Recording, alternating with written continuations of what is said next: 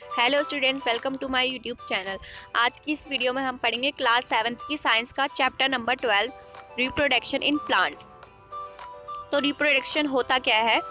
The production of a new individual from their parents is known as reproduction. किसी भी individual का फिर से प्रोडक्शन होना उसके पेरेंट्स से क्या कहलाता है? रिप्रोडक्शन। जैसे एक प्लांट से दूसरे प्लांट का फिर से डेवलप होना कहलाता है रिप्रोडक्शन। आगे है मोड्स ऑफ रिप्रोडक्शन। रिप्रोडक्शन के दो मोड होते हैं। उनको जानने से पहले हम ये जान लेते हैं कि वेजिटेटिव पार्ट्स होते क्या है। जो वेजिटेटिव पार्ट्स क्या होते हैं किसी भी प्लांट के उसके रूट, स्टेम और लीव्स जो होते हैं उन्हीं को हम बोलते हैं वेजिटेटिव पार्ट्स। मतलब किसी प्लांट की अगर रूट, स्टेम, लीव्स और बड से अगर दूसरा प्लांट डेवलप होता है तो उस तरह के रिप्रोडक्शन को हम बोलते हैं एसेक्सुअल रिप्रोडक्शन। और जब भी क्या कहते हैं, जो फ्लावर्स होते हैं वो क्या है? एक रिप्रोडक्टिव पार्ट है, क्योंकि जब फ्लावर्स आते हैं उसी के बाद उसमें फ्रूट्स लगते हैं। जैसे मैंगो में स्प्रिंग के सीजन में हम देखते हैं पहले मैंगो में क्या आते हैं? फ्लावर्स आते हैं। उसके बाद तभी हम कहते हैं मैंगो फ्रूट को एंजॉय करते हैं समर में। और हम क्या करते हैं? जनरली सिर्फ फ्रूट्स को खाते हैं, उसके सीड्स को क्या करते हैं? फेंक देते हैं। और सीड जम के एक नया प्लांट बनाती हैं। कभी भी देखना, अगर आप उसको मैंगो की सीड को फेंक दोगे तो एक नया प्लांट उससे डेवलप हो जाता है। अब जो फ्लावर्स का फंक्शन क्या होता है? फ्लावर का फंक्शन ये होता है कि वो रिप्रोडक्शन का काम करते हैं, इसलिए उनको क्या कहा जाता है? Reproductive parts of plants. तो दो तरह के होते हैं रिप्रोडक्शन। एक हो गया एसेक्सुअल और दूसरा होता है सेक्सुअल। तो एसेक्सुअल क्या होता है? जिसमें कोई भी एक नया प्लांट किससे बनता है? सीड्स और स्पोर के बिना बनता है, उसे बोलते हैं हम एसेक्सुअल रिप्रोडक्शन। यानी कि अगर वो रूट से, स्टेम से और पत्तियों से अगर नया प्लांट बन रहा है किसी प्लांट की तो वो तो हुआ एसेक्सुअल। अगर वो सीड्स और स्पोर्स से बनता है तो वो जाता है सेक्सुअल। अभी हमने थोड़ी देर पहले वेजिटेटिव पार्ट्स पढ़ा, अब हम पढ़ेंगे वेजिटेटिव प्रोपागेशन। तो वेजिटेटिव पार्ट्स क्या होते हैं किसी भी प्लांट के? उसके रूट, स्टेम और लीव और बड।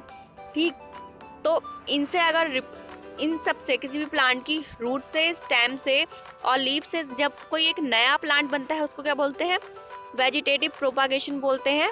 और एक ऐसा किस टाइप का रिप्रोडक्शन होगा? एसेक्सुअल, क्योंकि इसमें किससे बन रहा है प्लांट नया? रूट से, स्टेम से और लीव से, उसके वेजिटेटिव पार्ट से। क्या होता है ये वाला रिप्रोडक्शन?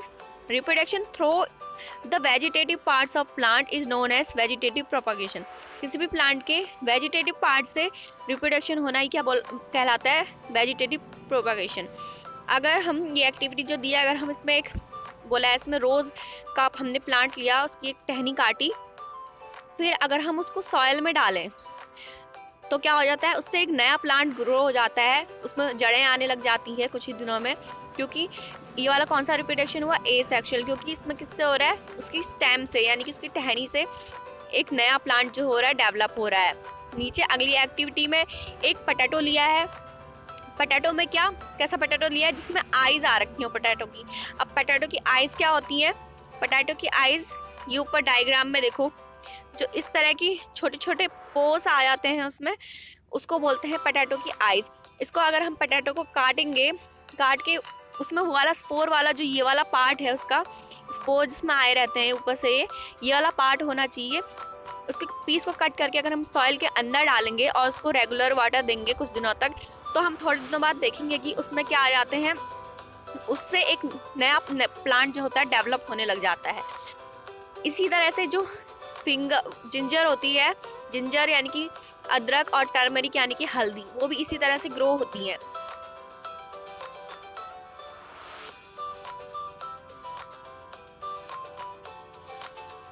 अब आगे है, कुछ प्लांट जो होते हैं वो क्या होते हैं?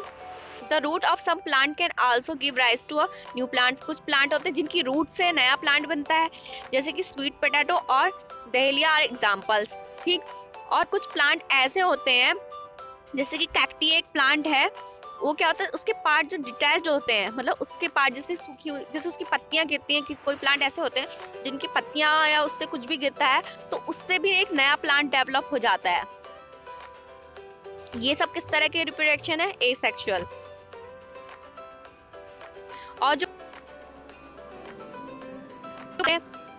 यानी कि उसके स्टेम से, लीफ से, रूट से जो ग्रो होते हैं वो क्या होते हैं, कम टाइम लेते हैं, उनमें जल्दी मतलब फ्लावर्स और फ्रूट जल्दी आ जाते हैं। किसके कंपेयर में, जो हम सीड लगा के जिनकी हम सीड बोते हैं उनसे जल्दी आते हैं इन सब में। और जो नया प्लांट होता है वो क्या होता है, बिल्कुल एग्जैक्ट कॉपी होता है पेरेंट प्लांट का, बिल्कुल उसी की तरह होता है, क्योंकि वो क्या होता है, एक सिंगल पेरेंट से ही प्रोड्यूस हुआ होता है।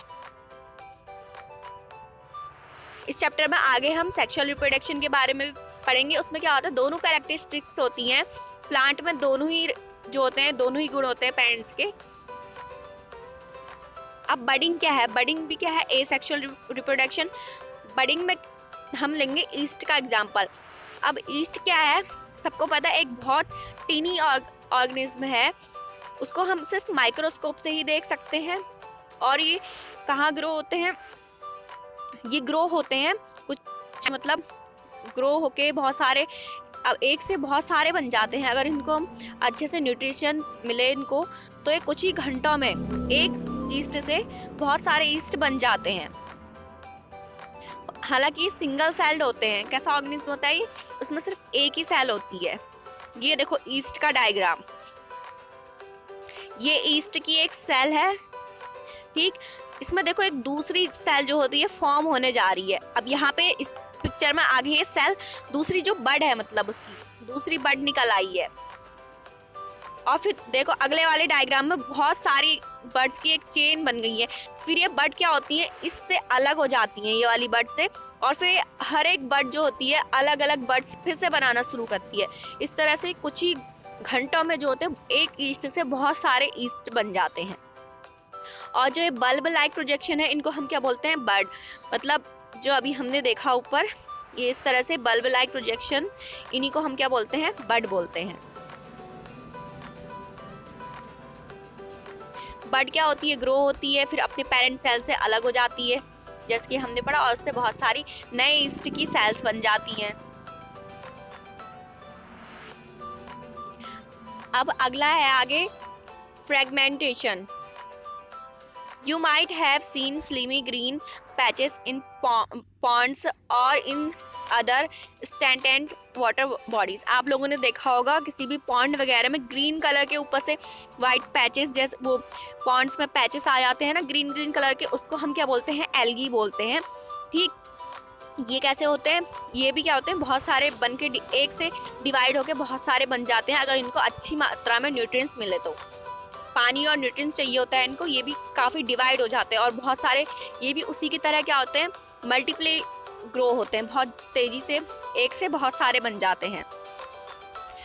एक एल्गी जो होता है ब्रेकअप होता है, उससे 2 बनते हैं, ठीक है, दो या ज़्यादा फ्रेगमेंट्स बनते हैं, 2 पार्ट्स में डिवाइड होता है। फिर जो 2 पार्ट्स वाले होते हैं वो भी और डिवाइड होते रहते हैं, और ये प्रोसेस क्या होती है, हमेशा कंटिन्यूसली चलती रहती है, और एक बहुत ही कम समय में बहुत सारे बन जाते हैं ये एल्गे।